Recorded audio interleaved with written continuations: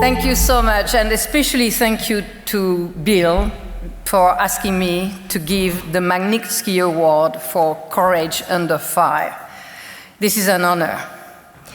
I'm especially been honored for me because the award for Courage Under Fire celebrates this year someone I know well and love dearly, Nazanin Zaghari-Ratcliffe.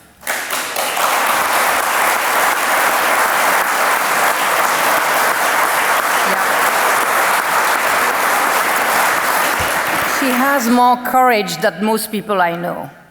And she has been incredibly strong since she was arrested and taken hostage in spite of the torture and the suffering that she endured these last 5 years and a half. Let me say here that courage is a quality that she shares fully with her husband, Richard Ratcliffe. He is also a remarkable human being and, of course, a dream husband. Nazanin is a colleague of mine.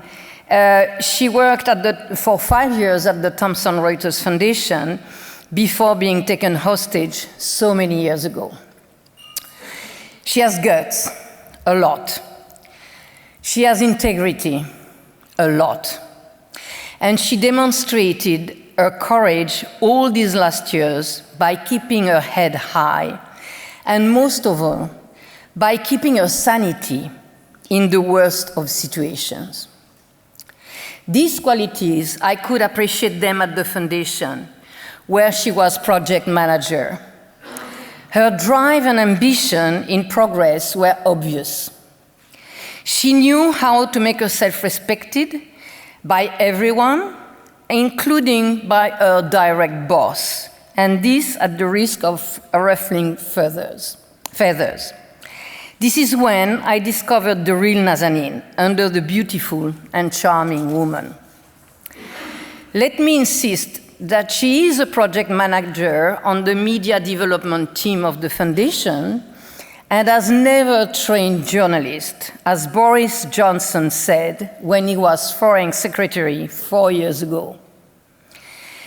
It was a terrible gaffe that subjected her to more abuse and torture in Iran.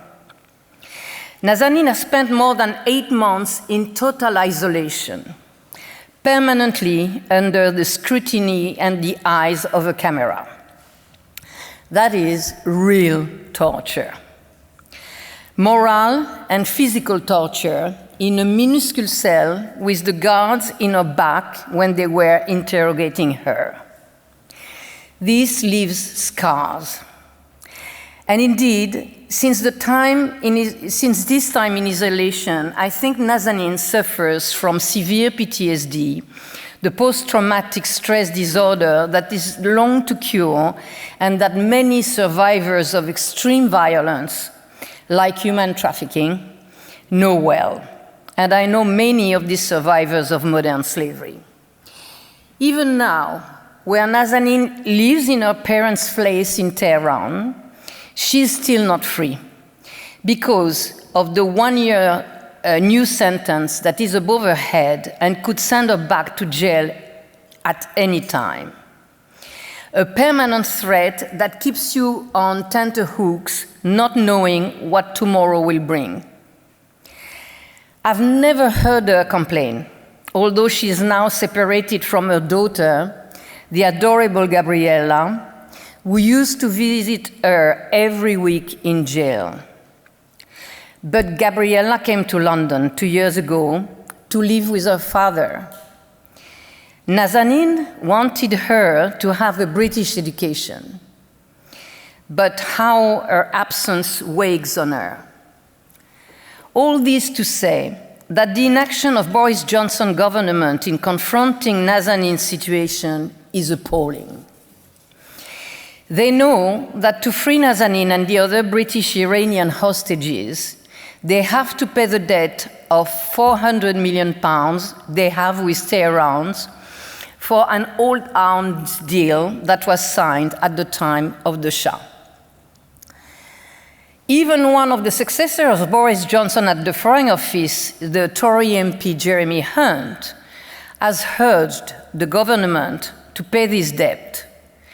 Jeremy Hunt was the one who granted Nazanin the exceptional status of diplomatic protection after a successful campaign by redress, by the way. The debt has never been paid. Nazanin is hostage in Tehran. Nothing has moved. The Magnitsky Award will put a ray of light in her restricted life. She is a 42-year-old woman living with her parents, far from Richard, far from Gabriella. I'm going to hand over this award for Courage Under Fire to Nazanin's daughter, Gabriella Ratcliffe.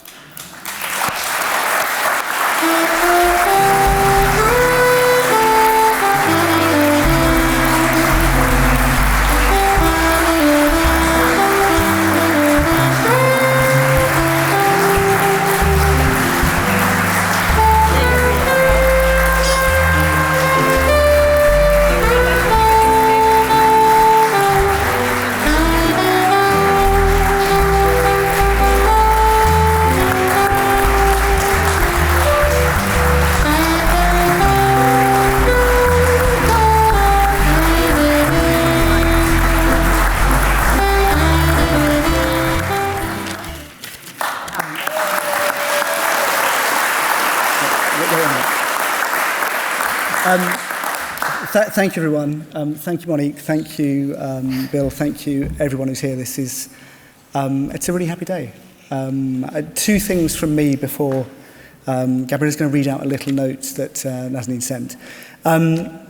Two things from me, though. I just wanted to say, firstly, a big thank you to everyone involved in this award, to everyone involved in, I mean, really, as Monique said, a ray of sunshine for us. It was a genuine joy to tell Nazanin that she'd won the award. It was a genuine joy for her to go out with some of the families of her cellmates and celebrate it with her lawyer and just have that moment that actually the world outside sees, the world outside cares, the world outside is with you. There's nothing like not knowing or knowing you're not alone. So thank you to all of you for your role in that and for all that you do. The other thing I'd want to say, and this is directed at Bill and everyone involved in the Global Magnitsky campaign, it is a profound gift that you give to families like ours in a world where, things can happen that are horrible and states can look the other way.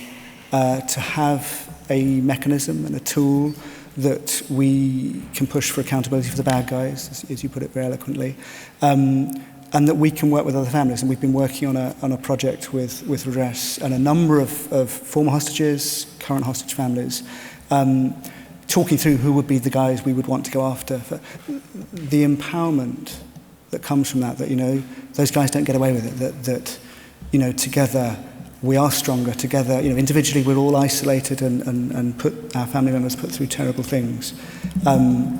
That is only possible thanks to the legacy of this movement, and I am deeply grateful to all of you here for your role in it.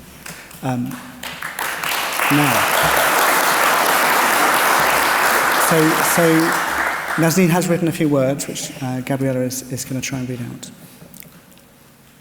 Thank you for this award. It means a lot to me and to my cellmates still in Evan prison, that we are not forgotten. It makes my heart melt to see my daughter, now big enough to receive this award, and to read these words. One day may we live in a world where we do not need to fight for our freedom, but thank you to all of you for walking next to us while we still need to do this fight, and for still reminding us that freedom is one day closer. Thank you all, Nazanin. Thank you. Good job. Okay.